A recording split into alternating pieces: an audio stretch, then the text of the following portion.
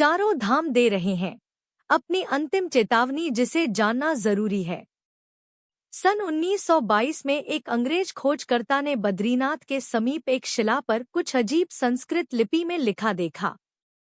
वो लिपि आज भी एएसआई के रिकॉर्ड में अनट्रांसलेटेबल है, लेकिन तिब्बती लामा जिन्हें बुलाया गया था, उन्होंने पढ़कर सिर्फ इतना कहा, यह 4 चेतावनियां हैं और जब चौथी सक्रिय होगी तो संसार सोएगा नहीं जागेगा, पर देर हो चुकी होगी। 2025 में वह चौथी चेतावनी भी प्रकट हो चुकी है। सभी धाम एक साथ क्यों सक्रिय हो रहे हैं? इन 4 धामों का एक साथ सक्रिय होना पहले कभी नहीं देखा गया। ना भूकंप ना मौसम, कुछ और है जो इन स्थलों को जगा रहा है। जब मंदिर बोलते हैं तो दुनिया को चुप हो जाना चाहिए, और अब मंदिर पुकार रहे हैं। शायद यह अंतिम चेतावनी है, शायद यह एक और अवसर। लेकिन एक बार जब यह पुकार मौन हो गई, तब शायद देवताओं का भी मौन टूटेगा और फिर कुछ नहीं रुकेगा।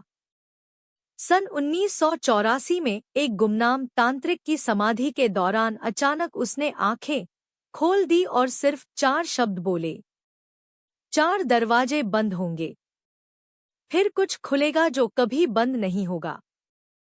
किसी ने उसे पागल कहा, लेकिन 2025 में वह 4 दरवाजे केदारनाथ, बद्रीनाथ, द्वारका और रामेश्वरम अब धीरे धीरे कुछ राज खोल रहे हैं।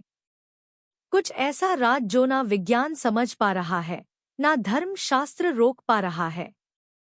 क्या हम उस अनदेखे दरवाजे के सामने खड़े हैं और जान नहीं पा रहे?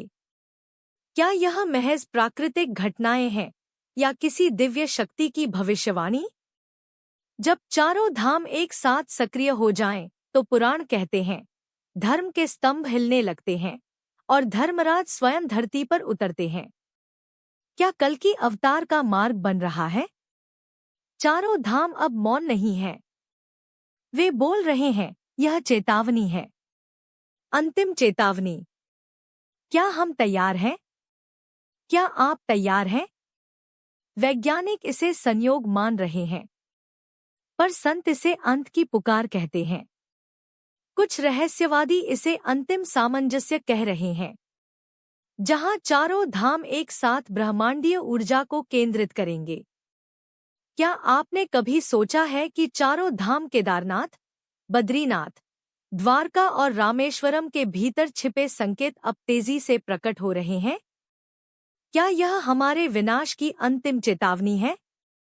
क्या भगवान खुद हमें संकेत दे रहे हैं कि कलयुग अपने अंतिम चरण में है? आज हम आपको वह बताएंगे जो प्राचीन ग्रंथों में लिखा था और अब वह सच होता दिख रहा है। वह कौन सी चेतावनी है जो चारों धामों से मिल रही है?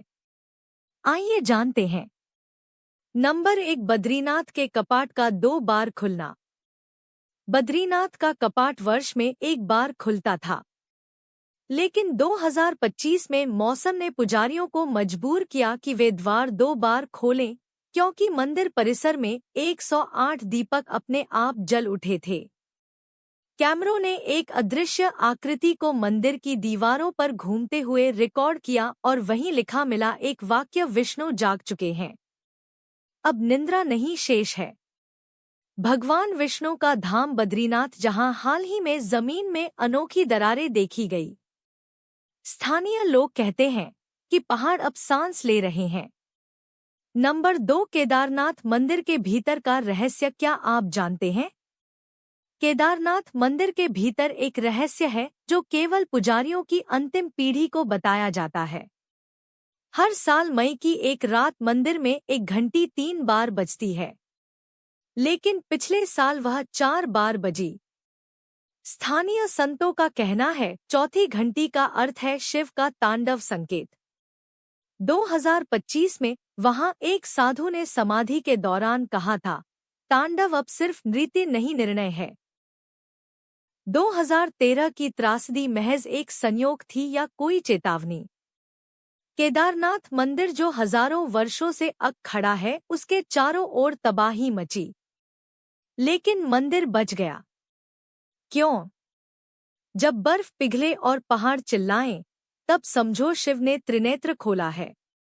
2013 के बाद वहां हर साल कुछ ना कुछ असामान्य हो रहा है। घंटों तक बिजली का गुल हो जाना, अजीब आवाजें, और रात्रि में मंदिर की घंटियों का अपने आप बजना। शिव अब मौन नहीं है, वे जाग रहे हैं। नंबर 3, द्वारका की समुद्र भाषा। समुद्र के भीतर सोनार स्कैन में हाल ही में एक कंपन मिली जो मानव हृदय की धड़कन जैसी थी। यह कंपन सीधी द्वारका के नीचे से आ रही थी। क्या यह पृथ्वी के नीचे कोई प्राचीन मशीन है? संस्कृत मंत्रों की तरंगे समुद्र की लहरों में रिकॉर्ड हुई हैं। भगवान श्री कृष्ण की नगरी फिर से जाग रही है और समुद्र अब चुप नहीं रहना चाहता। श्री कृष्ण की नगरी द्वारका, जो कभी समुद्र में समा गई थी, अब फिर से जाग रही है। गोमती नदी के किनारे प्राचीन मंदिरों के अवशेषों का प्रकट होना क्या दर्शाता है? सनातन ग्रंथों का हवाला। जब श्री कृष्ण का द्वार खुले तो समझो युग परिवर्तन समीप है। समुद्र खुद अपने भीतर के रहस्य उगलने लगा है। क्या यह संकेत नहीं कि अब समय शेष नहीं रहा? नंबर 4, रामेश्वरम का उल्टा शंख। रामेश्वरम में पहली बार एक उल्टा शंख समुद्र से निकला, जिसे जब फूंका गया तो उसी रात 33 मंदिरों में घंटियां एक साथ बजी बिना किसी मानव स्पर्श के। तमिल संतों की भविष्यवाणी, जब उल्टा शंख भूमि पर बोले तो कालचक्र उलटना शुरू करता है। रामेश्वरम, जहां श्री राम ने शिव की स्थापना की थी, लेकिन हाल ही में उस क्षेत्र में सुनाई दी रहस्यमयी आवाजें, जैसे कोई मंत्र जाप कर रहा हो, और वो भी रात के तीसरे पहर में। रात्रि में समुद्र ने हनुमान जी की मूर्ति के पास एक अजीब रेखा बनाई, जो ऊपर से देखने पर एयुएम कालाय नमः की आकृति बनती है। जब नर और नारायण की तपोभूमि कांपे तो समझो कि प्रलय का मार्ग प्रशस्त हो रहा है। कुछ साधुओं का मानना है कि राम सेतु फिर से दिखाई देने लगा है। क्या इसका अर्थ है कि श्री राम का कोई कार्य अधूरा है जो अब पूरा होना है? भविष्य मलिका के एक पन्ने को सदियों से गुप्त रखा गया, क्योंकि उसमें लिखा था, जब चारों धाम से एक साथ आवाज उठे तब यह पृथ्वी एक बार फिर मूल रूप में लौटेगी। 2025 में चारों धाम केदारनाथ, बद्रीनाथ, द्वारका और रामेश्वरम अब एक जैसे संकेत देने लगे हैं। क्या यह वही चेतावनी है जिसे राजाओं, तांत्रिकों और आर्षियों ने कभी आम लोगों से छुपा लिया था? अगर आपको भी इन संकेतों में कुछ अनोखा महसूस होता है तो कमेंट करके बताइए। क्या आप मानते हैं कि कलयुग का अंत समीप है? कल की आएंगे, चाहे हम माने या ना माने। पर जब धर्म जागता है तो देवता उतरते हैं, और 2025 वह वर्ष है जब पृथ्वी फिर से निर्णय लेगी। अगर तुम इस चेतावनी को सुन पा रहे हो तो तुम चयनित हो। इसे उन तक पहुंचाओ जो अभी भी नींद में है। कल की आएंगे। प्रश्न यह है, तुम उनके साथ हो या सामने?